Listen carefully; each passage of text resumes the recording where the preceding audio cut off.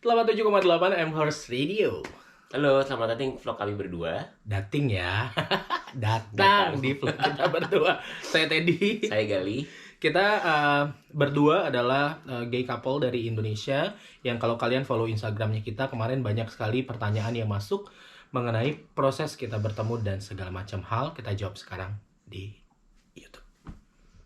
Oke, jadi berbagai macam pertanyaan masuk di Instagram, Facebook, Twitter, di gue dan juga di Gali. Itu pertama kali banyak yang bertanya bagaimana proses kita bertemu. Coba dijelasin. Ada dong. Banyak di Instagram juga banyak. Proses bertemu sebetulnya waktu itu kalau dari saya waktu itu pertama kali ketemu Teddy itu pasti Bali. Jadi setelah beberapa tahun tidak pernah ke Bali, akhirnya saya memutuskan untuk untuk pergi ke Bali. Dan waktu itu pas kita ketemunya itu sebenarnya tidak langsung ketemu in person, tapi di aplikasi. Aplikasi yang khusus Dating untuk beruang-beruang ya? Iya, nggak boleh nyebut merek. Nggak boleh kan, beruang-beruang? Iya, nanti kita soalnya nggak disponsorin. Iya, kali aja disponsorin kan ya? Ya, Habis ini. Ya gitu, jadi sebenarnya awalnya begitu. Terus dia nggak lama habis itu nggak tahu tadinya kayaknya ini banget gitu. Kayak pengen tahu banget gitu nih siapa ya gitu cowok yang waktu itu ketemu gue pada malam itu gitu kan. Cinta satu malam. Cinta satu malam. Terus akhirnya dia memutuskan untuk ke Jakarta. Waktu itu gue balik ke Jakarta. Nah tapi alasan dia bilang dia mau kerja. Cuma gue tahu sebenarnya dia mau ketemu gue. Ada kerjaan pada saat itu untuk mengejar orang, ya kan? Tapi dia bilang kalau nggak mau ketemu juga nggak apa kok gitu. Okay, Gue nggak masalah gitu. Malah dalam hati gue kayak oh ya Parfait sih pengen ketemu banget nih. Iya. Iya. Jadi awalnya tuh kita ketemu di Bali kan, ketemu di Bali Desember 2016. Iya. Ya kan? Terjadilah cinta satu malam, oh indahnya. Sampai akhirnya gue itu ke Jakarta waktu itu untuk bukan ngejar sih, buat ngasih tahu sama Gali kayak oh lo kan single, dan gue single kayak ya gitu. Jadi ya akhirnya kita jadian ya. Jadian dan then singkat cerita pada saat itu gue resign dari Bali setelah kita LDR beberapa bulan karena menurut kita berdua sepakat bahwa kita nggak bisa LDR gitu. Bukan gue bilang bahwa di hubungan apapun LDR tidak bekerja dengan baik, nggak juga. Tapi buat kita berdua adalah salah satu harus mengalah pada saat itu, yang mengalah gue, dan gue pindah ke ibu kota pada saat itu. Ya. Padahal di Bali udah enak ya. Padahal di Bali enak banget, tapi buat gue pada saat itu yang gue cari ternyata adalah kenyamanan hati, dan ya ada di ibu kota gitu. Oke, untuk pertanyaan berikutnya, bagaimana proses kalian bisa coming out ke teman-teman terdekat dan keluarga tentang status kalian awalnya? Oke. Ini tuh lumayan berat. Oke, jadi gue pertama kali came out ke bokap sebelum beliau meninggal. Itu tahun 2014, kita sempat ketemu di bandara waktu itu dalam pertemuan sangat singkat. For information aja.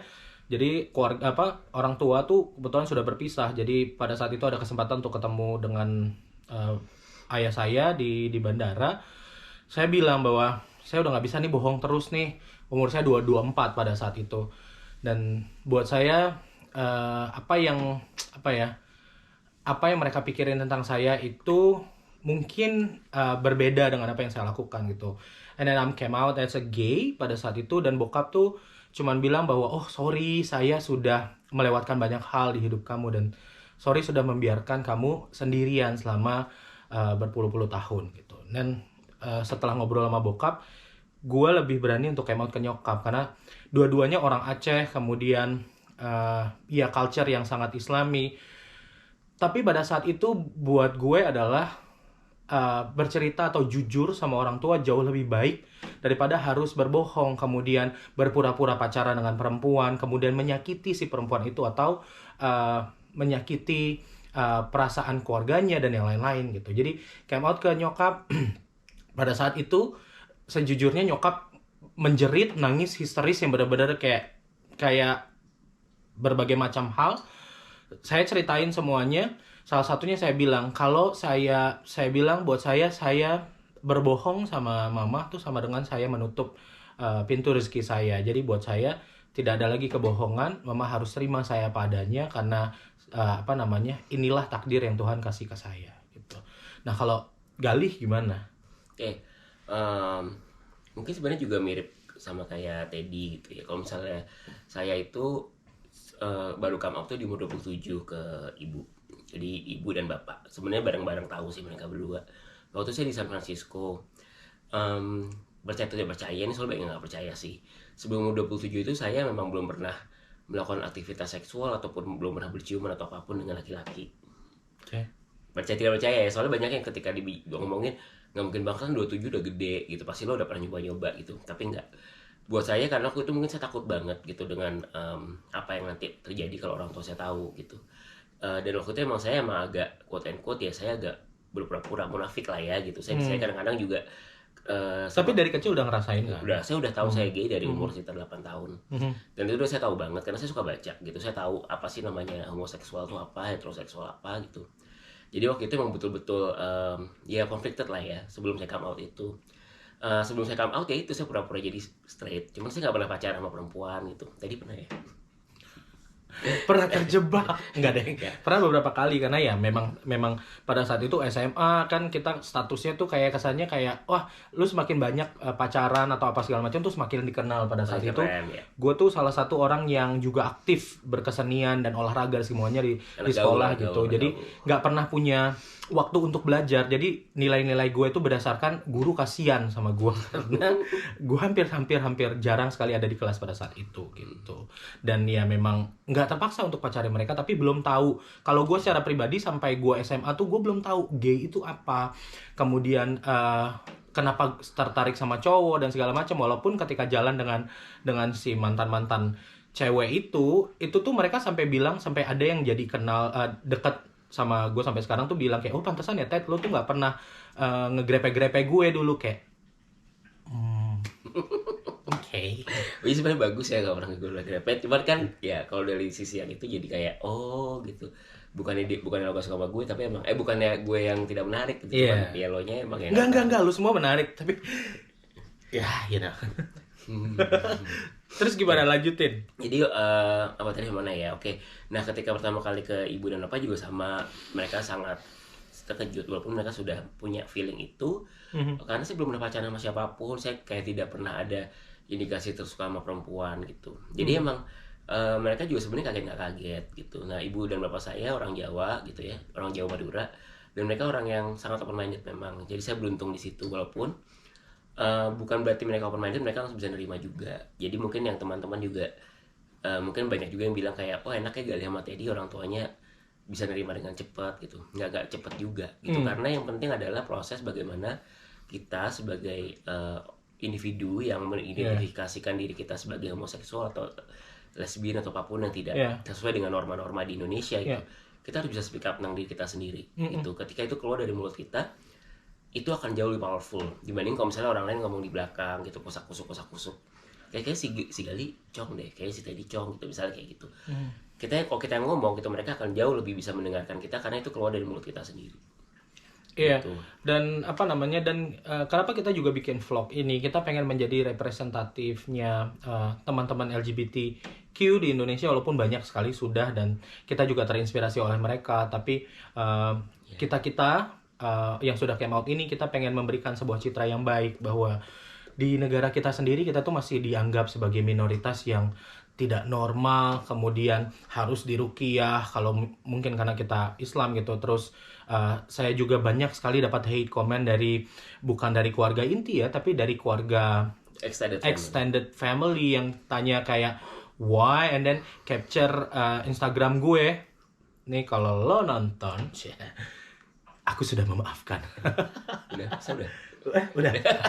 Anyway, ya, tapi capture di Instagram terus masukin ke grup keluarga, and then nyokap gue sampai pingsan. Ini baru kejadian sebelum kita berangkat ke sini gitu. Tapi itu kayak signal bahwa kita tidak bisa tinggal di negara kita sendiri. Kita cinta sekali Indonesia, kita semua hal kita masih semuanya sangat Indonesia karena kita juga baru di sini. Cuman kita merasa bahwa itu adalah salah satu sign dari Tuhan untuk kita akhirnya kita harus cari tempat untuk berlindung ya. Ya. Ya nggak sih? Dan sayangnya Indonesia bukan tempat untuk kita.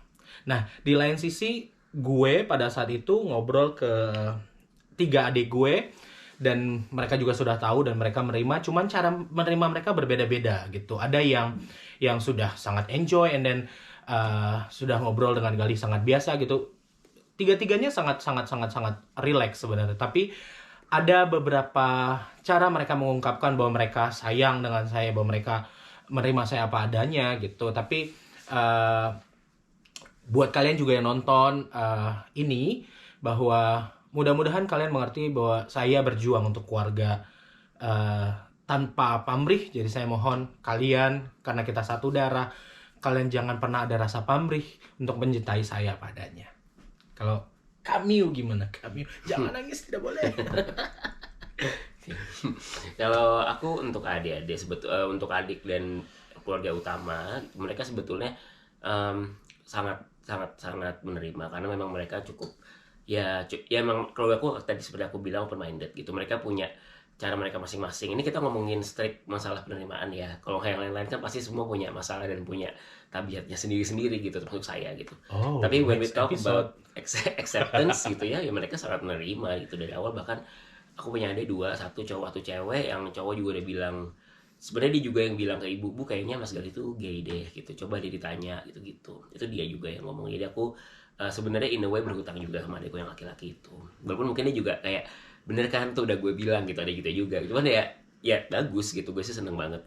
Terus kalau yang cewek sih dari dulu sudah otomatis selalu nerima aja, walaupun dia tetap dia yang salah satu yang kaget juga. Which is ya gue bingung ya, kenapa lo kaget, kan lo kan lumayan deket sama ya, deket lah ya namanya itu. Nggak tahu ya ketika kakaknya come out pun masih kayak ada kagetnya gitu. Sama dengan ibuku juga gitu. Ada proses ya? Iya, pokoknya kayak gitu, nggak taunya tidak akan semudah itu, dan emang tidak akan, tapi dicatat juga tidak akan sesulit itu juga kok sebetulnya gitu, ketika kita sudah punya keberanian dan bisa ngomong. Tentunya dicatat juga background keluarga beda-beda, jadi emang tidak semuanya bisa langsung come out dan bisa langsung dengan mudah ngomong ke keluarga dan dengan mudah juga diterima. Jadi kita nggak mau nanti ada teman-teman yang ngomong ke kita kayak, gue gara-gara kalian berdua gue come out terus gue tiba-tiba diusir gitu. Nah kita tetap harus smart juga gitu. Iya. Jadi intinya adalah kalau ngomongin soal came out, lo tuh sudah harus tahu di mana posisi lo. Misal, ketika lo merasa bahwa secara financial lo udah bisa backup diri sendiri, go ahead dan lakukan. Ketika yang aman. Benar. Jadi kalau kenapa secara finansial lo sudah harus siap, karena ketika ada apa-apa sama keluarga, penolakan dan yang lain-lain, lo bisa pergi dan izinkan mereka untuk berpikir dan izinkan diri lo untuk menenangkan diri. Dan itu yang gue lakukan pada saat itu, karena setelah gue came out gue pindah ke Bali untuk bekerja, dan itu juga proses jauh itu yang membuat kami semakin dekat lagi karena jarak kan. Dan nyokap gue berpikir gue menenangkan diri gitu. Jadi buat kalian, saran kita berdua kalau mau came out adalah salah satunya kalian sudah bisa mengurus diri sendiri, itu paling penting. Gitu. Tapi kita selalu berdoa untuk siapapun yang mau came out atau melihat kita kemudian terinspirasi, kita selalu bilang bahwa mudah-mudahan kalian sudah benar-benar siap